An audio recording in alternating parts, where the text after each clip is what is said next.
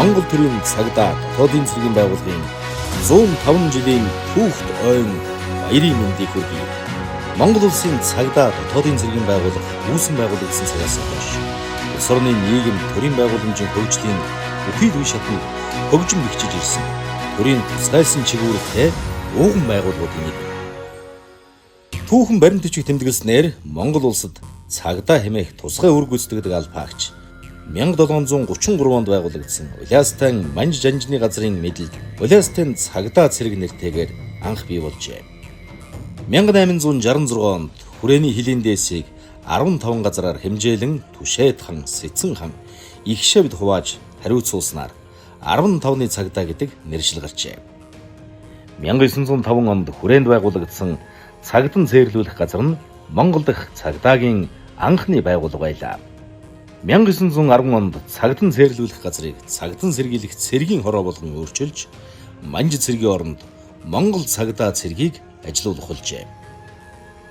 Ардын засгийн газрын 1921 оны 7 дугаар сарын 19-ний өдрийн хурлын шийдвэрээр цагдан сэргийлэх байгууллагыг цэргийн яамны бүрэлдэхүүнд оруулж цагдан сэргийлэх цэрэг хэмээн нэрлэснээр Монгол улсын орчин цагийн цагдаагийн байгууллагын үүсэл тавигдсан юм. 1924 онд улсын анх дугаар их хурлын шийдвэрээр цагдан сэргийлэх ажлыг дотоод явдлын яамд шилжүүлж улсын цагдан сэргийлэх газрыг байгуулсан бөгөөд 1940 оны үед тусгайлсан чиг үүрэг бүхий төрөлжсөн мэргэжлийн албад аймаг хотын цагдан сэргийлэх ангиуд нэмэгдэж үйл ажиллагаа нь улам өргөжсөн байна. 1940-оос 1960 онд хууль тогтоомжийг хэрэгжүүлэх зорилгоор гэмт хэрэгтээ тэмцэх, иргэдийг паспортжуулах, хэрэг бүртгэх, мөрдөн байцаах албадууд бэхжиж 1990 онд байгууллагын бүтэц зохион байгуулалт өргөжин техник хэрэгсэл, шинжлэх ухааны ололтыг нэвтрүүлсэн нь нийгмийн дэг журам тогтоох, иргэдийн аюулгүй байдлыг хангахад ихээхэн үр дүнгээ өгсөн гэж үздэг юм. 1990 оны 4-р сард нийгмийг аюулаас хамгаалах яамыг татан буулгаснаар цагдан сэргийлэх байгууллага нь цагдаагийн байгууллага нэршилтэй болж бие даан хөгжиж эхэлсэн бөгөөд 1990-ээс 1994 онд байгууллагад үндсэн өөрчлөлт шинжилтүүд хийгдсэн юм. Дотоодын цэргийн түүхэн замнал 1922 онд дотоодыг хамгаалах газрын дэргэд дотоодын харуул хамгаалтын үүрэг гүйцэтгэх тусгай тасаг байгуулагдсанаас хойш төр засаг командлаас даалгасан үүргийг нэр төртэй гүйцэтгсээр иржээ. 2014 онд цагдаагийн албаны тухай хууль хэрэгжиж эхэлснээр дотоодын цэргийн тухай хууль хүчингүй болж чиг үүргийг цагдаагийн албанд шилжүүлсэн бол 2017 онд улсын хурл дотоодын цэргийн тухай хуулийг шинжилэн баталж дотоодын цэргийг дахин байгуулсан юм. Цагдаа дотоодын цэргийн байгууллагын чиг үүрэг.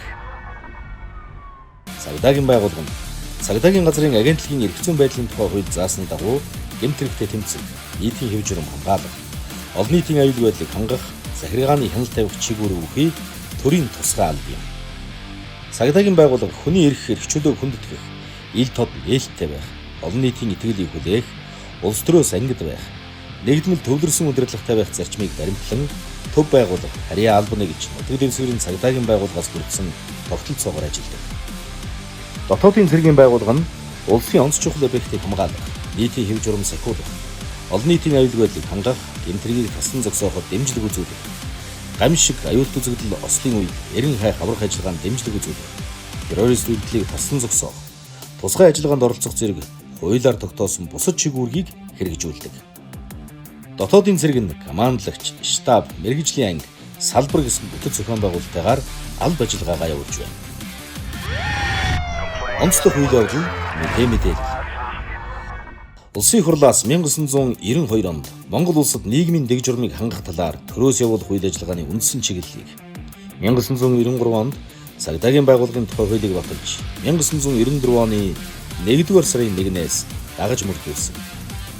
Улмаар цагдаагийн албаны тухай хуулийг 2013-2017 онд тус шинжилэн баталж түүнийг хэрэгжүүлэх хүрээнд цагдаагийн байгууллага бүтэц зохион байгуулалт үйл ажиллагаандаа зарим өөрчлөлтийг хийж холбогдох журам заавруудыг батлан мөрдүүлж байна. Шинжилэн баталсан хуулийг хэрэгжүүлэх ажлын хүрээнд аймаг нийслэлийн иргэдийн төлөөлөгчдийн хурлын дэргэд орон тооны бус иргэний зөвлөл байгуулж олон нийтийн цагдаагийн ажилтныг ажилуулснаар цагдаа иргэнийг холбох механизмыг бүрдүүлжээ. Өнөөдрийн байдлаар цагдаа дотоодын цэргийн байгууллага хүчин төгөлдөр мөрдөгдөж буй 930 хуулиас 120 туйлыг үндсэн чиг үүргийнхээ хүрээнд хэрэгжүүлж байна. Сүүлийн жилүүдэд дэлхийн улс хурлуудын хоорондын зэвсэгт мөргөлдөөнөөс үүдэлтэй нийгэм эдийн засгийн нөхцөл байдлын улмаас гэмтэргийн гаралт өсөх хандлагатай байгаач цагдаагийн байгууллага урьдчилан сэргийлэх, гэсэн зогсоох, иргэдийн эрх чөлөөг хамгаалах чиглэлээр өргөн хүрээнд олон талт ажил арга хэмжээг зохион байгуулж байна. Сүүлийн 5 жилийн дунджаар цагдаагийн байгууллага жилд 657,898 дуудлага мэдээлэл, 304,154 гомдол бүртгэгдсэн бөгөөд шийдвэрлэлт 97.7%, гэмтэргийн илрүүлэлт 51.8%, хохирлын нөхөн төлөвлөлт 46.2% тавина. Цагдаагийн байгууллага нь улс орны аюулгүй байдал, иргэдийн амин бие, эрүүл мэнд, бусдын өмч хөрөнгөд хор хохирол учирч болзошгүй онцгой нөхцөл үүссэн. Байгалийн гамшиг, гоцолдор төвчин тархсан үе болон ерөнхийлөгч улсын их хурл, орон нутгийн сонгуулийн үед учирч болох аюул эрсдлийг багасгах, нийгмийн дэг журмыг сахиулах үүргээ тухай бүр амжилттай хэрэгжүүлж ирсэн түүхтэй. Тухайлбал 2008 оны сонгуулийн дараах 2 дугаар сарын 1-ний өдрийн эмх замбраагүй байдлын үед нийтийн хэв журмыг сахиулж, иргэдийн амнаас эд хөрөнгийг хамгаалж, аюулгүй байдлыг хангаж ажилласан. Мөн Монгол улсад хууль бус үйл ажиллагаа явуулж байсан бүгд найрамдах Хятад улсын 800 иргэнд холбогдох гэмт хэрэгт мөрдөн шалгах ажиллагаа явуулж, албадан гаргах ажлыг холбогдох мэргэжлийн байгууллагуудтай хамтран зохион байгуулсан. Цагдаа дотоодын цэргийн албаагчид 2006 оноос Сьерра Леон, Ирак, Афганистан, Чад, Өмнөд Судан зэрэг улсад нэгдсэн үндэсний байгууллагын мандаттай эрхийг дэмжих болон олон улсын цэргийн бусад ажиллагаанд үүрэг гүйцэтгэхийн зэрэгцээ 2016 оноос цагдаагийн чиг үүргээр бие даан оролцож байна. Түүнчлэн 20 гаруй улсын хууль сахиулах байгууллага, Монгол улсад суугаа элчин сайдын яам, олон улсын байгууллагатай хамтын ажиллагаагаа тогтмол өргөж үзсэн байна. Байгууллагын түүхэнд төр ард түмнийхээ төлөө өргөсөн хангалттай үнэнч байж, олон нийтийн аюулгүй байдлыг хангах үүргээ нэр дэвтэр биелүүлж яваад алтан амиа алдсан олон 10 эрэлхийг нөхөд минь бус байгууллагын игнэнд ажиллаж байсныг бахархан дурсгаж иртээ. Цагдаа дотоодын цэргийн байгууллагын үйл ажиллагааг төр засгаас өндрөөр өргөж 1966 онд цагдаагийн байгууллагыг Байлдааны гавьяаны улаан төвийн одон, 2016 онд Сүхбаатарын одонгоор, 2012 онд дотоодын цэргийн байгууллагыг Байлдааны гавьяаны улаан төвийн одонгоор, 2022 онд Сүхбаатарын одонгоор тус шагналсан. Цагдаа дотоодын цэргийн байгууллага Монгол улсын үндсэн хуулиар тунхагласан хүмүүнлэг иргэний ардчилсан нийгэм цогцлуулан хөгжүүлэх зорилгыг удирдлага болгон ардчил, шударга ёс, хүний эрх, чөлөө, хуулийг дээдлсэн, мэрэгсэн чадварлаг бүрэлдэхүүнтэй төрийн тусгай алба болон хөгж өгч зорилтыг тавин ажиллаж байна. Цагаан шонхрынхон сүр хүчинд өөдөө хиймэртэй, өөдрөг тэмүүлэлтэй, амар тайвныг сахиулах ариун үүрэг тангарагтай үе үеийн албаагчдын алдрыг өргөх, амжилтыг түүчээлэх бахархалт өдөр Монгол төрийн цагдаа дотоодын цэргийн байгууллагын 105 жилийн түүхт ойн баярын мэндийг хүргэе. Цагдаа дотоодын цэргийн байгууллагын сүр хүч улам төгөлдөр болтугай. Цагдаагийн ерөнхий газар.